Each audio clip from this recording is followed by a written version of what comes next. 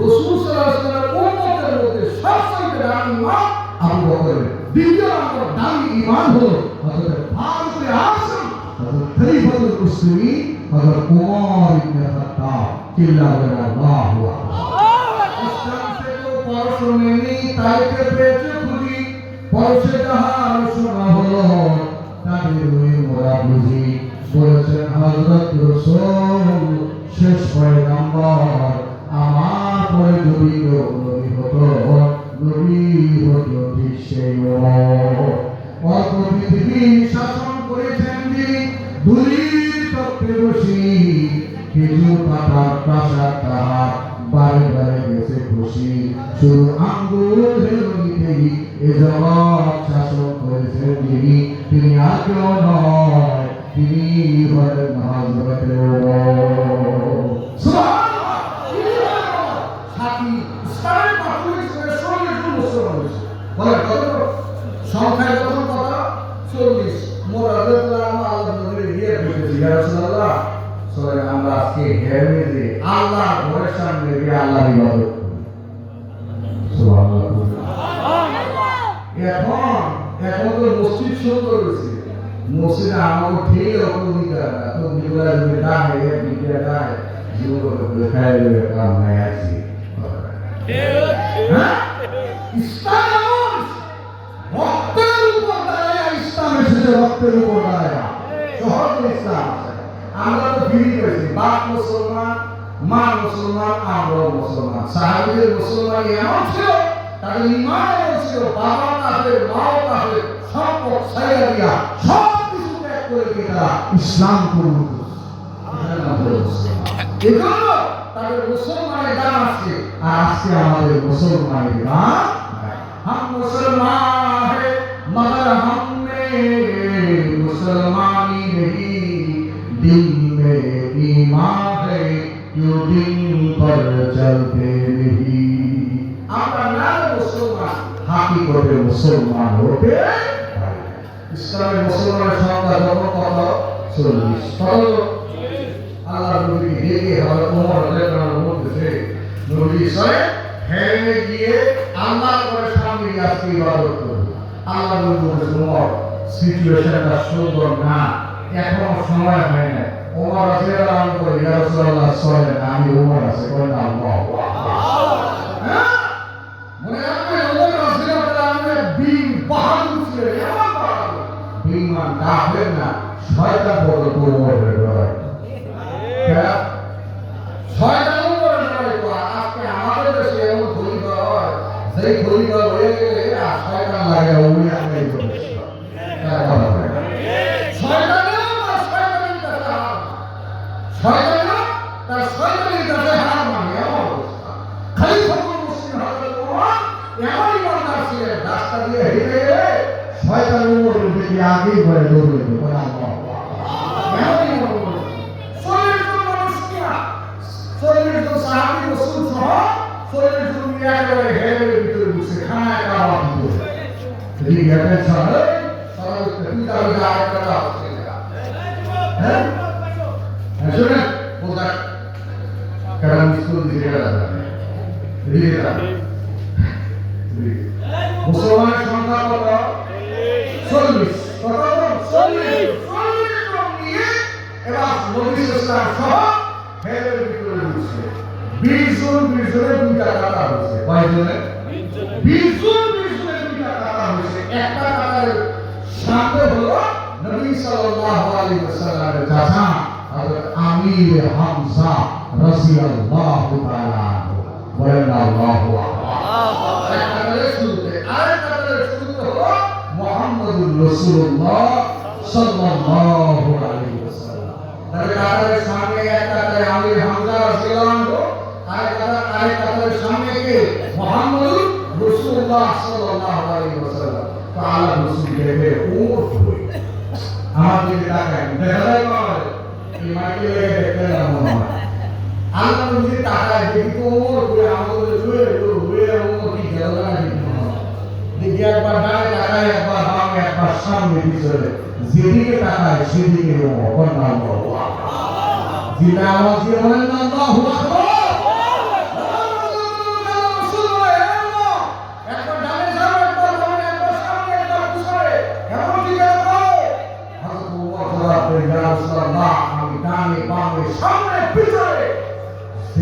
আসবে আমাদের কাফেলায় আঘাত করতে, পশু কাটা করে জাহান্নামে পাঠায় দিব। বলেন না আল্লাহু আকবার। জোরে আওয়াজ দিয়ে বলেন আল্লাহু আকবার।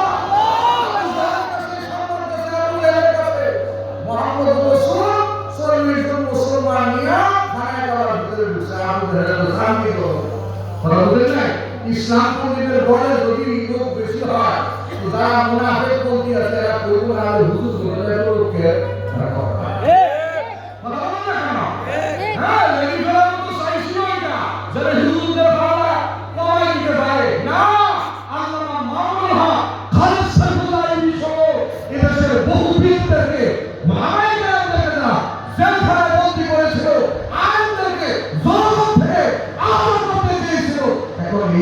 যেখানে যা মিলিয়নের বাসিওয়ালার মতো লক্ষ লোকের সময় হয়ে যায়। ঠিক কিনা বল? আমাদের সামনে আমাদের মোহাম্মদ সল্লাল্লাহু আলাইহি ওয়াসাল্লাম খায় কাবা দখল করে ফেলছে। বলে গেছে মোহাম্মদের বিদায় না করা গেল সত্য তো সব মিলে খায় কাবার ভিতরে যাইবো। বলে সুবহানাল্লাহ। এটাকে বলে মুসলমান এমন ইমান গঠন করো যে ইমান বাতিলের শক্তিকে ভয় পায় না। ইমান তো এমন জিনিস যেটা বাতিলের সামনে মাথার উপর পড়ে না। গর্জে উঠে মুসলমান, মুসলমান যদি আসছে গর্জে উঠে যেত নাস্তিক বেঈমান পালাবার জায়গা খুঁজে পেত না। একটা ছোট বলা বুঝলেন না তো সময় আসা লাগে তারা ও দূর নাই জোর দূর মানে দূর ও দুই ছাড়ো পাড়াও দুই ছাড়ো আরে বাবা দুই ছাড়ে একবার খাইতে খেতে জঙ্গলের একেবারে গহীন জঙ্গলে গেছে। ছোট ছাগলের বড় বড় মামা এগুলা মানুষের কথা না বানাই না মামা রাত হয়ে গেছে ও অলরেডি বাইক যায় নিঃসন্দেহে বাগে আমার উঠে এসে অবসর কোনো টাকা গিয়ে আমরা ঢুকে সকালবেলা আমরা খেতে খেতে বেঁচে যাবো। বুঝছে সকালবেলা খাইতে খেতে আমার বাড়ি চলে যাবো। ঠিক আছে তাই বলছ যে ঢুকছে এক টাকা যে টাকা ঢুকছে ওই টাকাটা হলো বাঘের টাকা। যেখানে বাঘের বয় সেখানে যেখানে বাঘের বয় সেখানে দুই সামনে টাকা ঢুকছে একটু পরে বাঘা সময় হয়ে গেছে। বড় ছাগলটা আন্দাজ পেয়েছে যে বাঘের টাকা শুরুটা যদি কিছু না শিখাই তাহলে তো দৌড়া পাই যাবে।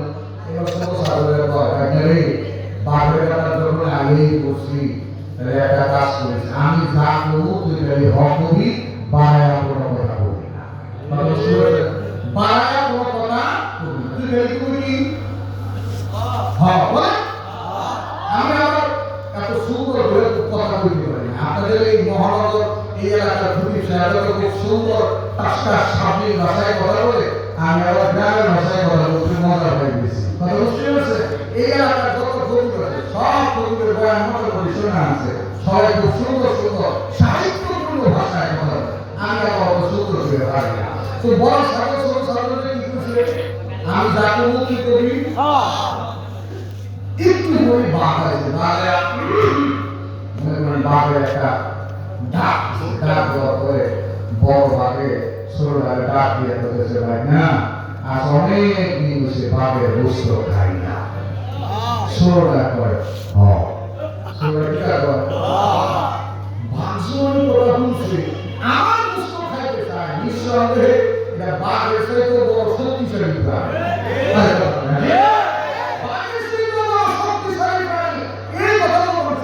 বাঘ দিছে তো দৌড় দিতে গেলে বাঘ করে না গেলে না তুমি দৌড় দিলে আসছে ঘরে বসতে হয় না ঘরের মধ্যে জানি কেরা ঢুকছে বলে বহুদিন আমার গোস্ত খায় না। বাঘ মা তুমি একটা মজা চৌধুরী আমি নিজে দেখছি দুইটা ছাগল তোমার ঘরে ঢুকছে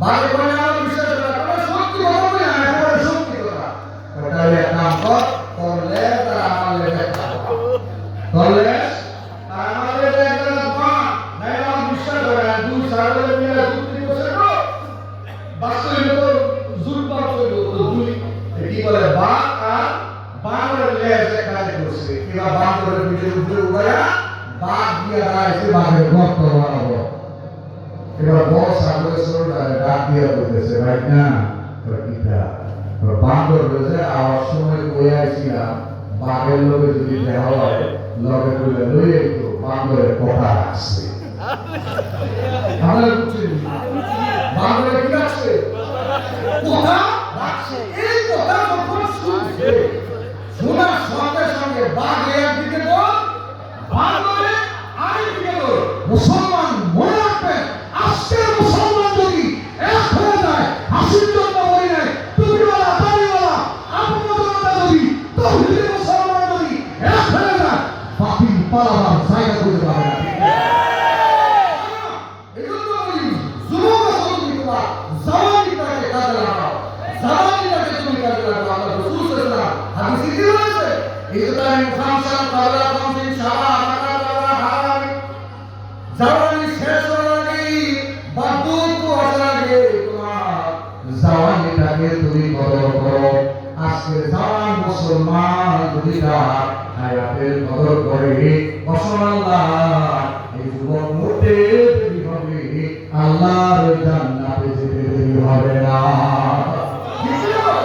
দ্বিতীয় নম্বরে আল্লাহ নবী বলেন সময় কোন হাদিস শেষ করতে হবে আল্লাহ নবী হাদিসে বলেন ইজতানিম খামসান ক্বাবলা খামসিন শাবাবাকা ক্বাবলা হারামি সিহহাতাকা ক্বাবলা সাকামি আল্লাহ পয়গম্বর ডাক দেওয়া বলে অসুস্থতা আসার আগে সুস্থতার কদর করো সুস্থ হয়ে গেলে সুস্থ থাকা অবস্থায় যে পরিমাণ নেক আমল করা যায় অসুস্থ হলে কিন্তু সেই পরিমাণ আমল করা যায় না ঠিক না হ্যাঁ এজন্য সুস্থ অবস্থায় সুস্থ আছে হাত ঠিক আছে পা ঠিক আছে তো আমার সুস্থ থাকার অবস্থার মধ্যে আমি আমার ইবাদত আল্লাহ যে গোলামের মধ্যে ইবাদতের বাইরে কোনো কাজ করব না ইনশাআল্লাহ জোরে বলেন ইনশাআল্লাহ সুস্থ আছেন বলেন আমি এখন সুস্থ আছি না সুস্থ আছেন কি আল্লাহ আল্লাহ রাখছেন না অসুস্থ হয়ে গেলে ডাক্তারের কাছে যাওয়া লাগে লাগে ডাক্তারের কাছে যাওয়া লাগে ডাক্তারের ভিজিট দিতে হয় আমার চোখ খারাপ হয়ে গেছে চোখে একটু লাগায় দেয় হাত হয়ে গেছে হাতে একটু জোড়া দিয়ে দেয় বলেন তো দেখি চোখের মালিক কি ডাক্তার হাতের মালিক ডাক্তার হাতের মালিক ডাক্তার না যেমনি ভাবে চোখের চিকিৎসা করায় যেমন ডাক্তারের কাছে ভিজিট দিতে হয় হাতের চিকিৎসা করায় যেমন ডাক্তারের কাছে ভিজিট দিতে হয় সুস্থ আছি এই সব কিছু অঙ্গ প্রত্যঙ্গের মালিক যেহেতু আমি আল্লাহ আল্লাহ বলে বান্দা আমারও একটা ভিজিট দেওয়া লাগবে ওই ভিজিটটাই হইল আমি মালিকের ইবাদত